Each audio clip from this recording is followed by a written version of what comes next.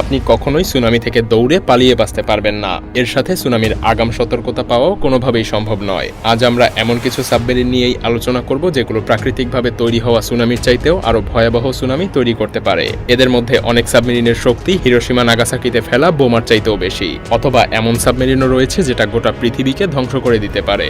হ্যাঁ, ঠিকই শুনছেন, পানির নিচে থাকা একটা সাবমেরিনই পৃথিবী ধ্বংস করে দেওয়ার মতো শক্তি রাখে। আবার এমন কিছু সাবমেরিন আছে যা এই সকল ভয়ঙ্কর মহাপ্রলয় থেকে আমাদেরকে প্রাণে বাঁচাতে পারবে। কিভাবে, চলুন জেনে নেওয়া যাক।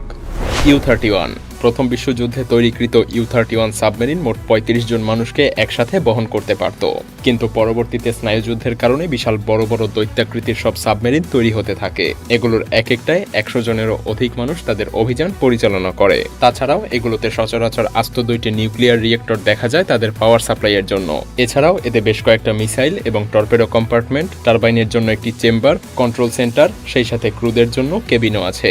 এই 31 সাবমেরিনটা প্রায় ১৫০ মিটার লম্বা। পিলগ্রিম রাশিয়ার তৈরি সর্ববৃহৎ এই সাবমেরিনটার দৈর্ঘ্য প্রায় ৩৬০ মিটার। স্ট্যান্ডার্ড দুটো নিউক্লিয়ার রিয়েক্টরের পাশাপাশি এতে তৃতীয় আরেকটি নিউক্লিয়ার রিয়েক্টর সংযুক্ত করা হয়েছে। এই তিনটা নিউক্লিয়ার রিয়েক্টর মিলে প্রায় ১১০ মেগাওয়াট ক্ষমতার এনার্জি উৎপন্ন করতে পারে। এত পরিমাণ শক্তি প্রায় ১১,০০০ বিল্ডিংয়ে বিদ্যুৎ সরবরাহ করতে পারে। কিন্তু এত পরিমাণ শক্তি সামর্থ্য থাকার পরেও এই সাবমেরিনটিতে একটাও মিসাইল নেই, কারণ এই সাবমেরিনটা তৈরি করা হয়েছিল এক মহাদেশ থেকে আরেক মহাদেশে লিকুইফাইড প্রাকৃতিক গ্যাস সরবরাহের জন্য। সাধারণ কোনো জাহাজ বা ক্যারিয়ারের তুলনায় এটা কয়েক গুণ বেশি দেশে অভিযানে যেতে পারে। এমনকি এটা অ্যান্টার্কটিকার বরফের আস্তরণও ভাঙতে পারত। পিলগ্রিম আসলে একটা বিশাল সাইজের তিমি মাছের মতো, যেটা দেখতে বিশাল আকৃতির কিন্তু কোনো ক্ষতি করতে পারে না। শার্ক এটা রাশিয়ার আরেকটা সাবমেরিন, যেটা ইউএস এর ওহাইও সাবমেরিনের আদলে তৈরি করা। কিন্তু কোনটা বেশি শক্তিশালী?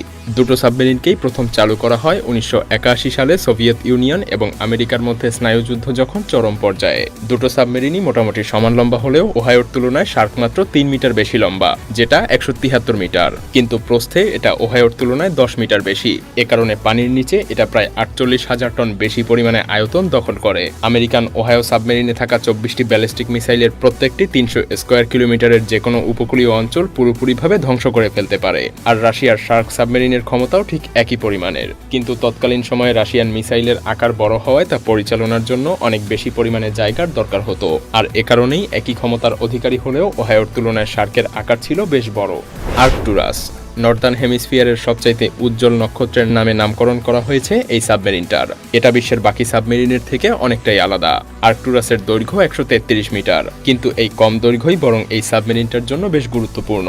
অসাধারণ ডিজাইন আর এক বিশেষ ধরনের কোটিং ব্যবহারের ফলে এটা শত্রুপক্ষের কাছ থেকে একদম লুকিয়ে থাকতে পারে।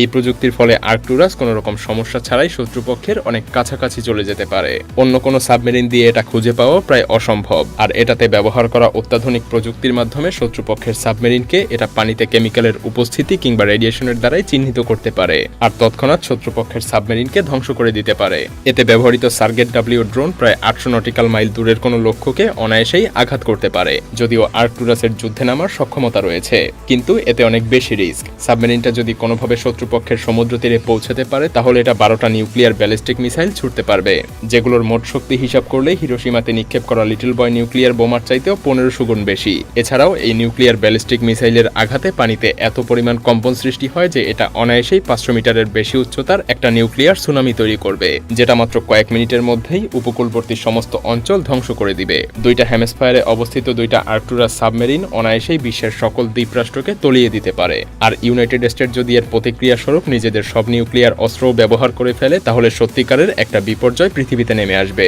যেটা থেকে হয়তো আপনি আমি কেউই মুক্তি পাবো না। তবে এখানে একটা কিন্তু আছে, আর্কটুরাস এখন পর্যন্ত শুধুমাত্র একটা আইডিয়া। সত্যিকারে এমন কোনো সাবমেরিন এখনো রাশিয়ানরা তৈরি করেনি। অনেক বিশেষজ্ঞের মতে এটা শুধুমাত্র আমেরিকাকে ভয় দেখানোর জন্য রাশিয়ার করা প্ল্যান।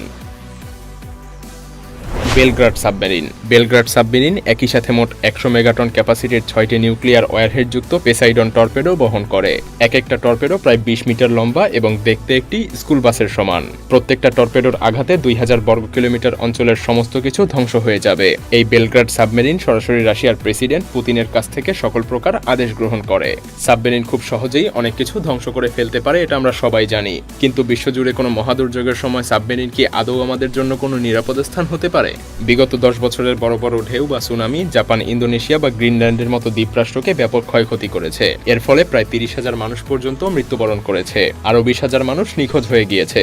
যদিও আগত সুনামিকে ডিটেক্ট করার মতো প্রযুক্তি আমাদের হাতে আছে, কিন্তু সচরাচর উপকূলবর্তী মানুষজন সুনামি আঘাত করার আগে উপকূল ছাড়ার মতো সময়টুকু পায় না। যদি এমন কোনো দুর্যোগ পুরো পৃথিবীকে গ্রাস করে ফেলে, পরিবেশ বিজ্ঞানীদের মতে 2030 সালের মধ্যে বিশ্বের সমুদ্রপৃষ্ঠের উচ্চতা অত্যাধিক পরিমাণে বেড়ে যাবে, ফলে বিশ্বের বহু অঞ্চল পানির নিচে তলিয়ে যাওয়ার সম্ভাবনা রয়েছে। যদিও এমনটা পৃথিবীতে শেষ দেখা গিয়েছিল 6000 বছর আগে, তবে ভবিষ্যতে এমন সুনামি হলে এর ফলে বিশ্বের উপকূলবর্তী সব শহর ডুবে যাবে। এমন অবস্থায় সাবমেরিনই হয়তো আমাদের শেষ ভরসা হবে। সাধারণত সুনামির কেন্দ্রবিন্দু থাকে সমুদ্রপৃষ্ঠ থেকে 30 থেকে 45 মিটার গভীরে। তার মানে এই মহাদুর্যোগ থেকে বাঁচতে হলে সাবমেরিন নিয়ে সমুদ্রের 30 থেকে 45 মিটারের নিচে চলে যেতে হবে। কিন্তু ব্যাপারটা আসলে এতটাও সহজ নয়। মিলিটারি এক্সপার্টদের মতে এমন গভীরতায়ও সুনামির প্রভাব সাবমেরিনের উপরে পড়বে। সুনামির ভূমিকম্পের ফলে শকওয়েভ খুব সহজেই যে কোনো সাবমেরিনকে অনেক দূরে, এমনকি ভূপৃষ্ঠে নিয়ে গিয়েও ফেলতে পারে। দুর্যোগ থেকে বাঁচতে এর চাইতেও বেশি গভীরতায় যাওয়া যেতে পারে, কিন্তু আমরা যদি এমন ইমার্জেন্সি কোনো অবস্থায় 120 মিটার গভীরতায়ও চলে যেতে চাই, সাবমেরিনের ইঞ্জিনের উপর প্রচন্ড পরিমাণ চাপ পড়বে, ফলে নিউক্লিয়ার রিয়েক্টর বিস্ফোরণের ফলে সাবমেরিনে থাকা সকলের মৃত্যু নিশ্চিত। এমনটাই হয়েছিল সোভিয়েত সাবমেরিন K-27 এর সাথে।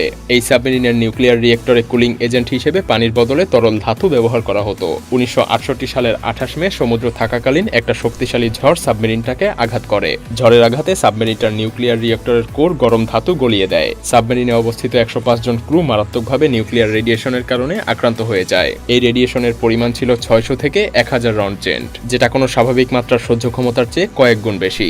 এই দুর্ঘটনায় 9 জন নাবিক ঘটনাস্থলেই মারা যায়। সাবমেরিনটার রেডিয়েশনের শক্তি এতটাই বেশি ছিল যে সেটাকে পরবর্তীতে সমুদ্রের অতল গহ্বরে ডুবিয়ে দেয়া হয়।